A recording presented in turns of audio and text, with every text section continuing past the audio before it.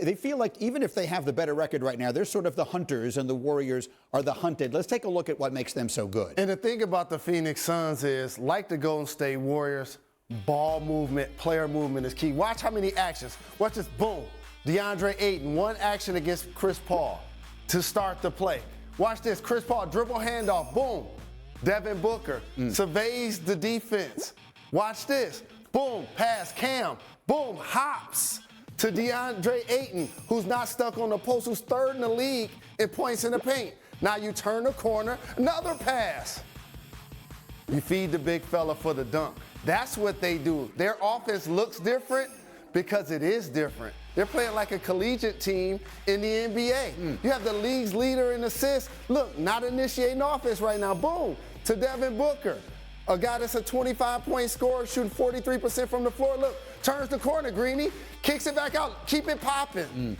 Now all of a sudden, Crowder, one more, drive and kick. You know you got James Harden, you got to drive him, right? Now look, you reward Devin Booker, the guy who started the play. And you know this is cash rules. You got to make that. That's what the Phoenix Suns do. That's why they won the West last year, and that's why they're one of the best teams in the league. When Booker is healthy, they're practically unbeatable. That's the secret here. And last time they played Golden State, they were on the second night of a back-to-back. We had it on a Friday night here on ESPN. To me, of all the games we have today, they're all good. That one is the one I'm most interested to see how it plays out. Now, let's talk a little more about that one if we can here. Today's three-point performance is brought to you by Mountain Dew. The Warriors made 19 threes in their win against the Grizzlies on Thursday. 8 of those came from Steph Curry, who finished with 46 points on the night. He has 6 games with 8 three-pointers this season. No other player has more than one. And if Curry does that again today against the Suns, he would become the first player in NBA history to reach 3,000 career threes.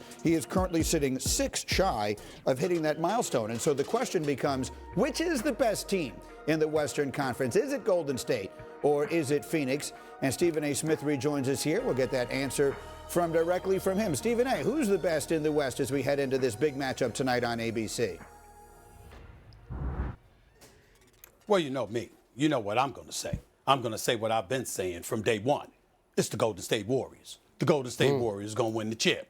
Now, I will acknowledge this for the purposes of Jalen Rose and Mike Wilbon, because I know how important it is for them that I acknowledge when they were right.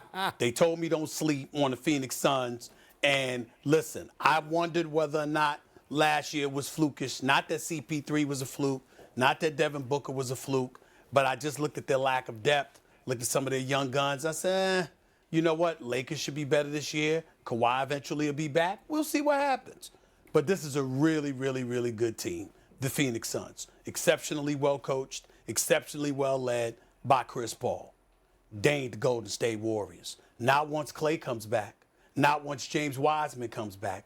I'm sorry. I don't see it at all. I know that Klay KP ain't going to be 100%. He's been out for 2 years. But this ain't Russell Westbrook we talking about, whose success is so predicated on his athleticism. Klay Thompson is a shooter. And when you add a shooter to Steph Curry, Jordan Poole, Toscano Anderson, and the list just goes on and on, Andrew Wiggins and the crew, I'm sorry. I'm rolling with the Warriors. It is an interesting question because I have been sitting here since the beginning of the season, Michael Wilbon, saying I think Phoenix is the best team. But the return of Klay Thompson obviously is going to change that dynamic to at least some degree, yes? Some. But again, and I know Kendrick has talked about this a lot over the last few weeks, he's been out 2 years. Yeah. I mean, people act like that. It's not going to – people say, well, when he comes back, he'll be a lockdown defender. No, not when he comes back initially. The improvement, and Jalen just illustrated this. Cam Johnson and DeAndre Ayton, it's like Phoenix added 2 players. They have gotten so much better. They are so much more confident having been to the NBA Finals. So their improvement came without new player acquisition. Their improvement came through player development. And so Stephen A., I know he don't want to acknowledge that. He wants to. Wiseman ain't going to make a difference for Golden State this year. Thank you. He's not. That's why he didn't even get playing time. No, not this year. Go ahead, Bert. Here's the thing. When you look at the Suns, the supporting cast, they have the best supporting cast in the NBA. Okay, we already know what DeAndre Ayton is capable of doing. Devin Booker, young superstar in the making. Chris Paul, we already know.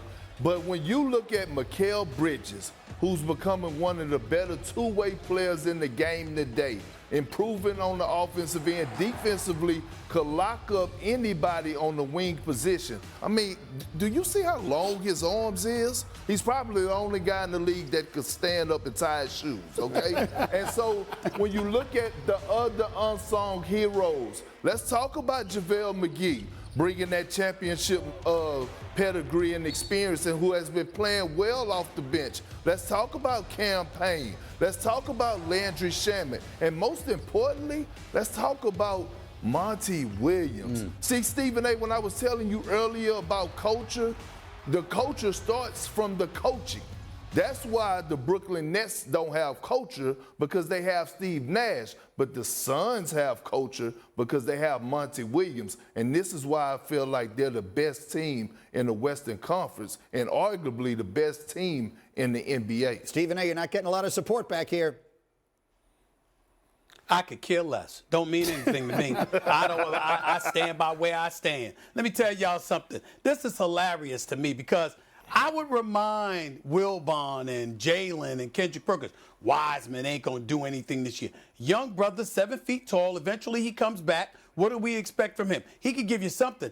This is a Golden State Warriors team that won a title with Jaja Pajulia and Andrew Bogut. You trying to tell me if Steph looking the way he looks and Klay Thompson comes back with Wiggins balling and Jordan Poole and Toscano Anderson and Gary Payton II and the rest of the crew, you trying to tell me that Wiseman can't get on the court and help? I beg to differ. No, but the two guys you mentioned, may have started the game, but they ain't finished the game.